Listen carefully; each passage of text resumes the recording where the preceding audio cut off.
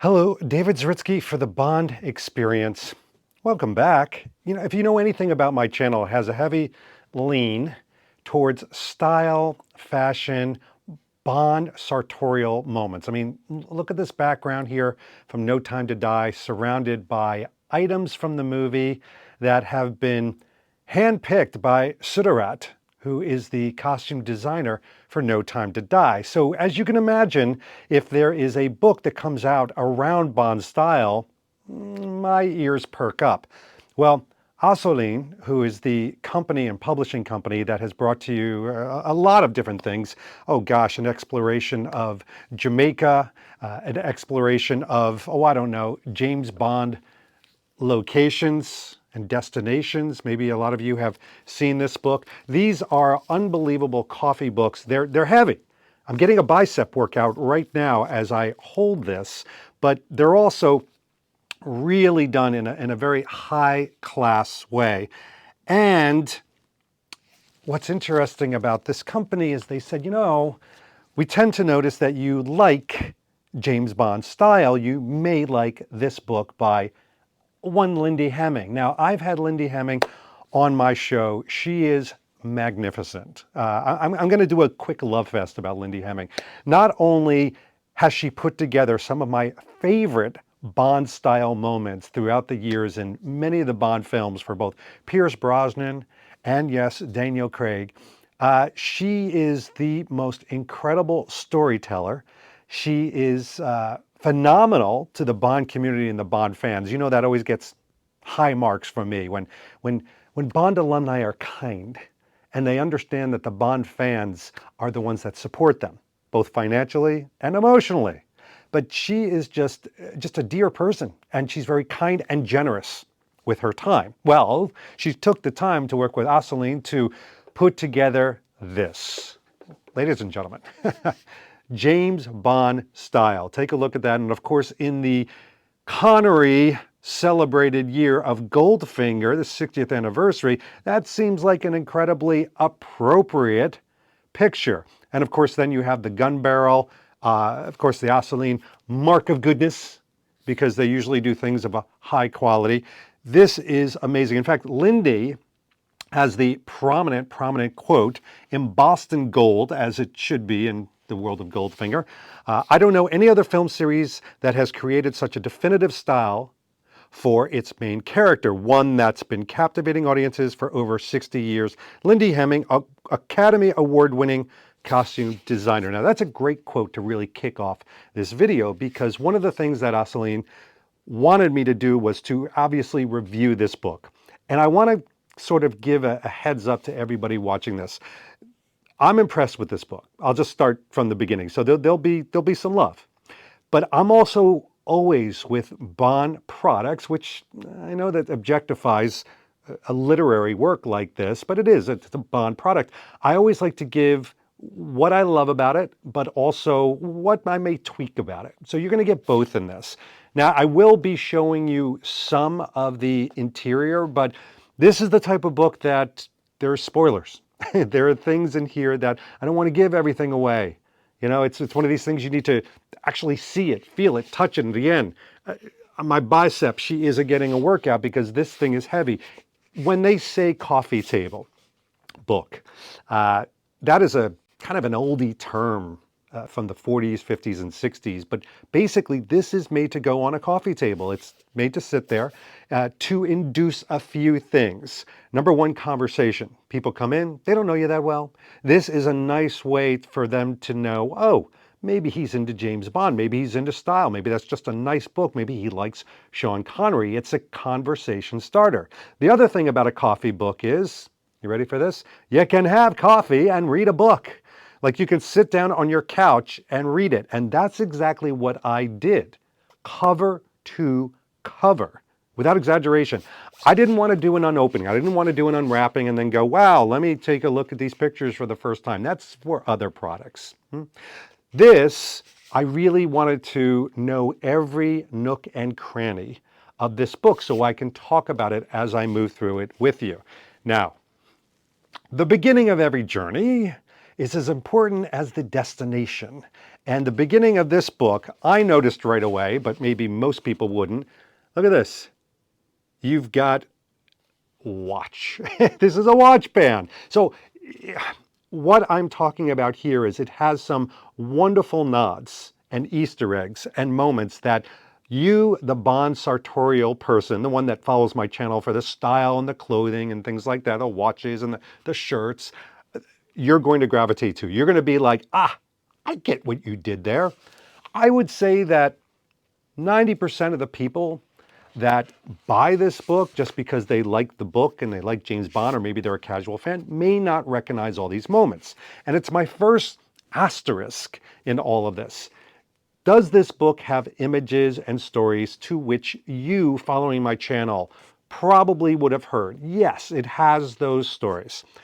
But for most people out there, I'll call them the normies, patent pending by Calvin Dyson, the normies out there that aren't the Bond style fanatics, the Bond lifestyle people like myself and Remmert and others, this is going to be new. A lot of the images will be new. A lot of the stories will be new. Now, it does, by the way, this is a better workout than any P90X could do. This is hashtag Bond Fitness Challenge, because this is, I'm going to be lifting this and showing you these things. So first of all, there is a forward. Now, there are forwards and there are forwards, darling. This is the latter. That's a quote, meaning this is like 14 pages long forward. And it does work through how did she get the job of designing for James Bond, his style, his costume, the other characters of the story. There's a lot of little moments in there. I would say 50% of it I've heard before, 50% I haven't. They were all sort of new. And then there is a moment in here where there's more stories, but that is what this is. This is bite-sized stories throughout this book. For example, how Ursula Andress actually worked on her own bikini, and that it was underwear and they had to do it overnight and they did it within a few hours. Those are little moments and stories that you may have heard whispers about, but now you hear the actual recounting of it. And the homage pieces, you know, how they tied it, to example, to Halle Berry. But what you're going to find in this book are pictures tied to quotes. That's the bulk of it. I mean, there is copy, just so you know, there is copy. But most of this is a picture book. And the reason I point that out is anything this size isn't typically going to be a novel, right? I mean, a novel you can hold in your hand, it's a paperback, it's something like this is going to be a picture book because it needs to be blown up to create the pictures. So here you've got a little bit more copy, but and by the way, I'm just randomly turning to pages.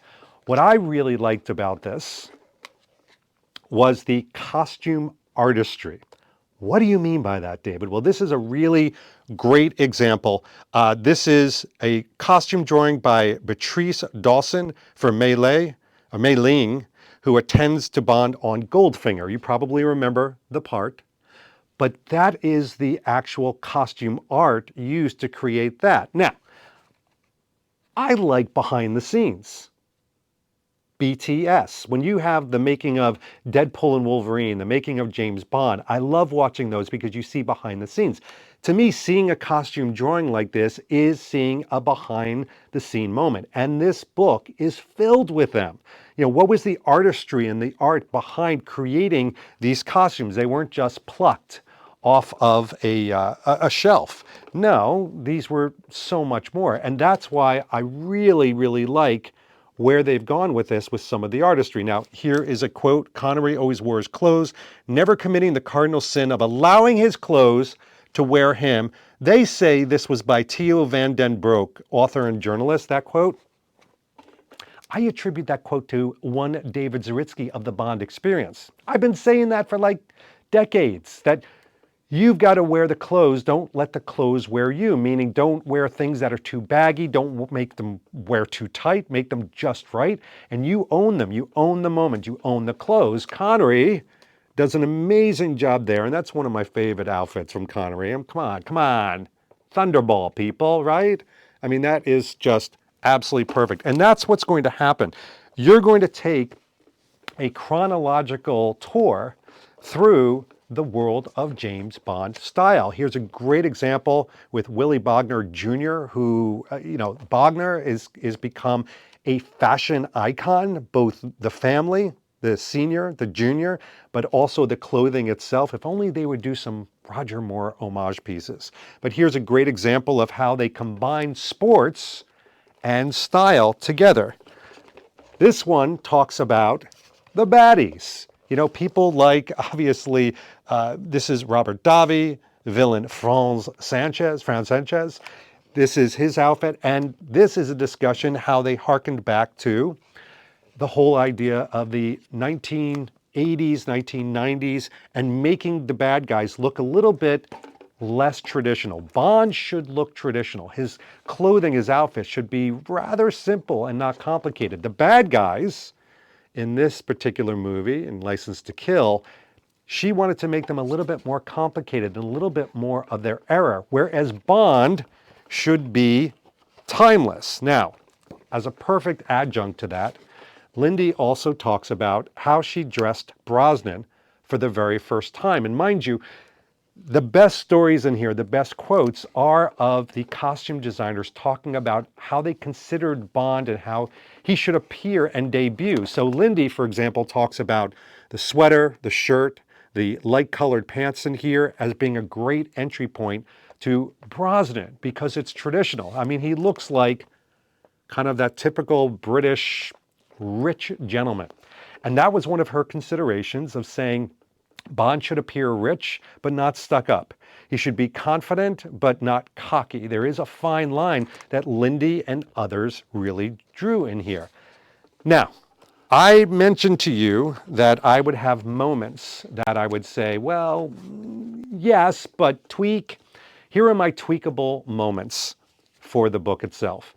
I love when this is replete with Lindy Hemming moments and quotes, but I feel like Gianni Tamine, Louise Frogli, even Sudarat didn't play as heavy as a role. I would have loved a book like this, chock full, I mean bursting at the seams, with at least the Daniel Craig costume designers. They could have told about their stories, any issues, how they have actual found items like Lindy Hemming finding the Riviera polo shirt from Sunspell. Those would have been amazing stories. You get tastes of that, but I wanted more. And I know that's selfish, but maybe there's an even bigger book. If I could lift it, I'm going to need a forklift or some sort of vine. But if I could have more of that, that would be great. The other thing is, I'm here for the images. But in here, sometimes I'll get images like that, which we've seen before, but maybe a little grainy, just the tiniest bit. But then I have beautiful pictures like this, which are high resolution. And by the way, yes, I'm showing you a Quantum of Solace image of Daniel Craig with his Tom Ford sunglasses and Tom Ford mohair, navy suit. He's looking absolutely fly and amazing. This is, when I was flipping through this and I would come across a high-res image like this is like larger than life because we're used to seeing these type of images on small little mobile phones. It's okay. Or on our computer. It's okay. When you're sitting with a drink or a coffee or a book and you come across a high-res image like that, you tend to be blown away. You fixate, you stare, etc. And this book really has that. And as you move forward, the images do get clearer. They do get better. And again, I think this was, some of the graininess was purposeful. I think there was some artistry to it. But I just love the high-res images like this one that I've never seen before of Le Chiffre. Look at that image. Look at his tuxedo. I'm moving like this, by the way, so you don't see all the glare. Could probably do that. There we go, David. Now you figured out how to show people images. Aren't you smart? But this, look at this. I mean, these are some of the sumptuous things you're going to look at. Now, again, honest, tweakable moments in here. There are pictures in here to which I've seen many times before. This was even a background to when Omega had their Omega Bollinger Bar a couple years ago. This was a background to the bar, and we've all seen that scene. So there are going to be things, if you are the Bond fan, you're going to say, okay, I recognize that, but I'm still going to look at it longingly. Then there are images like this in what I call deep cut moments. All right, so there you've got from Living Daylights, the Bond girl, of course. And here we got a costume drawing for the character of Kara. But there's that costume drawing again. To me, these are the pinnacle moments. These are the reasons you want to get this book, to leaf through it, to have it, to have fun with it. Are these type of comparable, like, oh, this turned into this. And that is going to be the best exploration of the costume designers and the James Bond style. So hear me out, all right? Because I'm going to put down the book. Oh, my arm. It's numb, is what I'm saying. It's heavy. The best parts of this book are when they explore the thoughts, the minds, and the passion of the costume designers, the actors, and different journalists that had their take on James Bond. Like you have the editor of The Rake. You have different things from different, again, editorial and authors. Could they have had maybe some James Bond content creators online that were fans? Yeah, next book. But to me, this really hits its all-time highs when it's focusing on the stories of the costume designers. There are things in here where they talk about the head-scratching moments. But one of the aspects that I came away with was, oh my gosh, these costume designers are humans. They all have stories where they sat like us and looked at things and pondered and wondered, how would it connect? What would it look like? The usage, the fact that they had to make 50 of certain suits or 25 of the shirts and things would be destroyed, or even crazy, mind-blowing story moments like when they did stunts, they weren't allowed to touch the outfits because once it becomes a stunt outfit, then it's a piece of equipment. And that's unionized. It has to be run by the stunt company from a legal liability standpoint. What? Whoever thought that that was a thing? But it is a thing. And that's where this hits the all-time high. Yes, I get it. People are thinking like, what images are in here? What's the quality of the images? And I spoke to all these things.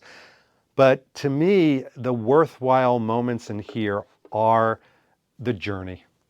It's these costume designer journey. It's the journey with the other artists that work on the film that made it happen. The actors themselves, the brands that sometimes were associated, because you hear about things being created from concept to delivery by a costume designer, but you also talk about brands getting engaged. And then, because, hey, it's the Bond experience, we got to talk about this, they even talk about the Bond brand homages that happen with companies like Oliver Brown and Peel and La Perla, and the ones and why we get to have all these pretty cute things in our own closet, just like James Bond. Well, there you have it.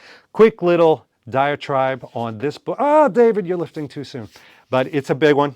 It's a lot of things in here. I really enjoyed it. I really liked it.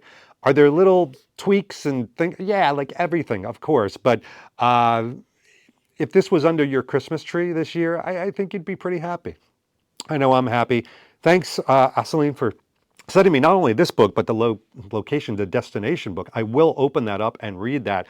But this was a great read. It begs a little bit more exploration, and I will do that over a drink, as it should, and staring at my cocktail table in my collection area, because that's where it's going to go. Next to my other style books. So there you have it. In the meantime, go out there, have some fun. This has been David Zaritsky for the Bond Experience. We'll see you all real soon. Take care.